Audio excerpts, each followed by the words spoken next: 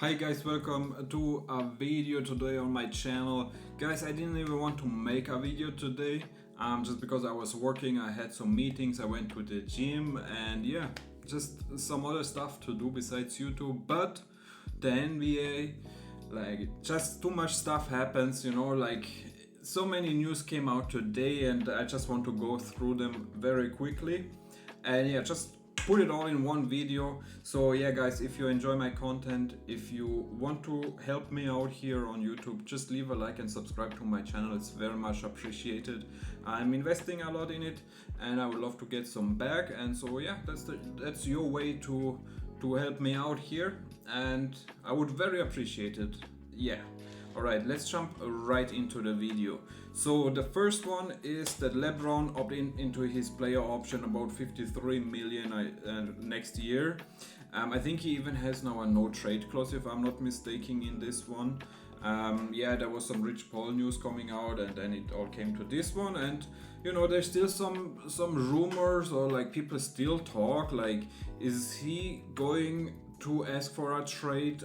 What is the Lakers' long-term plan with him? Do they just want to have him another year? I mean, every year we have pretty much the same discussion. He does all these one-year deals, and then every summer we end up talking about the same stuff, right? So yeah, there's some rumors about the Dallas Mavericks I came across, and also the Cleveland Cavaliers. Like, for me personally, I think if he goes anywhere, it's going to be the Cleveland Cavaliers. Like, to retire where he started his career, everywhere he went, he won championships. So he did his job in the NBA, right? Like, he won one with the Lakers recently. So he's fine leaving LA, and nobody's going to criticize him for that, because yeah, he brought a championship to LA. So that's all good. The same with Miami, of course, and Cleveland. But yeah, so that's the only homecoming I could see happening. I don't know if it's possible, probably not. They would have to send out everybody. They probably would want to hold on to Donovan Mitchell and Evan Mobley. So yeah, Jared Allen, Darius Garland, and other players or picks or whatever have to be in that package. So I think they could work something out if everybody wants this to go down. And yeah, we all know LeBron, it's not going to be quiet with him anyway. So that's the first one I want to talk about. Then something came up which was interesting to me, because I just didn't see it coming at all, and it's that the Portland Trail Blazers, they let DeAndre Ayton go. They bought him out. I don't know how those details look like exactly. Like, do they have to stretch his contract, or I don't know, man. It's just very weird to see a guy in his prime, he's 26 years of age, getting cut from a roster. He has a max deal, so yeah, you just don't really see that. Like, we saw it with Russell Westbrook a couple of years ago, but then he was already over 30, and that looked more like nobody was shocked then, right? But with DeAndre Ayton, I don't know, maybe that's one of the reasons that they choose Hansen Yang with the 16th pick, I believe, in this year's draft. So I don't know much about his game. I do hear a lot that he's a great passer. So maybe they're really trying to invest in him and Donovan Clingan becoming a starter. I mean, yeah, it sucks that you don't get anything back for him, just because you did invest a little bit to get him. But it is what it is. Where could he go to? I mean, there's some different teams you hear, like the Memphis Grizzlies come to mind. Well, the one thing is also interesting is what is he going to ask for in his new deal? Like, he's definitely not going to get anything near to the max or anything like he just came from. So yeah, I don't know, man, maybe between 15 and 25 million, something like that, he's going to ask for. And I don't know, a team like the Memphis Grizzlies, I could see him going there. Of course, the New Orleans Pelicans, I've been preaching this the whole year, that he needs to go there. Boston Celtics, maybe, some crazy rumors. Charlotte Hornets, another team which I heard about. And of course, we have Golden State Warriors, but I don't think they can pay him a lot. And then, of course, the one team which is looking for a big man is the Los Angeles Lakers. So yeah, I could see that happening because he seems like the guy who wants to go to Los Angeles and enjoy the lifestyle there. I mean, with DeAndre Ayton, I always think like the body is there. He's a 7 footer. Yeah, there was a reason he was the number one pick in 2018, I believe, right? So yeah, if he would have like the mindset of a TJ McConnell and in his body, I mean, that would be an amazing NBA player. He would be a multiple All-Star for sure. So yeah, that came out of nowhere. I'm very interested in seeing where he's going to go.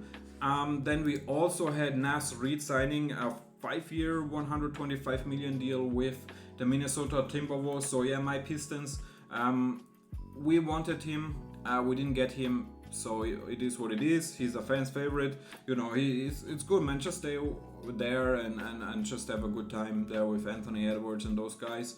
So yeah, not too mad at him. I mean, I don't know if the fit in Detroit would have been so good. So good for him, a nice little payday. Another player who got a huge payday, which also is a little bit surprising, is Jabari Smith Jr. So after the Kevin Durant trade, they did sign him into a 5-year deal, 122 million contract, which is a lot of money for somebody who has not really impressed us in the NBA, if we are honest. Like, we saw that 1 year in college how amazing he is, and yeah, of course that gave him the third overall pick. Or was it the second? Oh my goodness, no, I'm confusing. No, he was the third. Like, it was Paolo, Chet, and then Jabari. I mean, for the Rockets, it's good because you have to sign your talent, but this team is going to be very expensive soon. They have to make some deals. Like, they can't sign everybody to so much money. But I'm happy for him, and I hope he continues to grow, because right now I would say he's not worth the money. But you are hoping that within 1 or 2 or 3 years that he's that kind of player who deserves that money, right?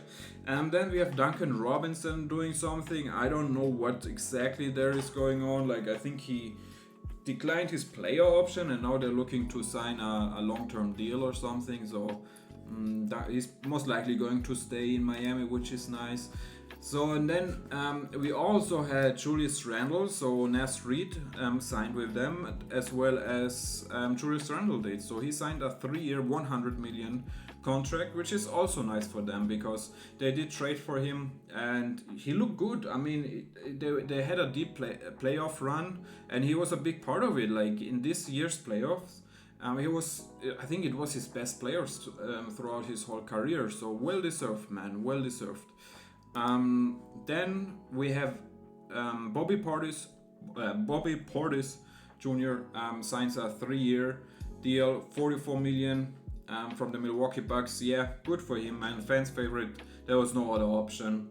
You had to do that. So everybody's happy. Probably continues to be the 6th man of the bench. And then we had also two trades actually. One very small one with the OKC Thunder and the Washington Wizards, which I've not even looked it up, to be honest. I think it's Dylan. Is it Dylan Brooks? No. Dylan Jones? No, I don't know, man. Let's not talk about it. It's going to be embarrassing. But yeah, we have the Utah Jazz. They are trading Colin Sexton to the Charlotte Hornets for Yusuf Nurkic and a 2030 second round pick. So yeah, I don't know if Nurkic has a future in Utah. Maybe they're going to buy him out and he can go to a contender. I'm not sure. Like, this time with the Phoenix Suns, it really didn't help him. I think he got too much blame, to be honest.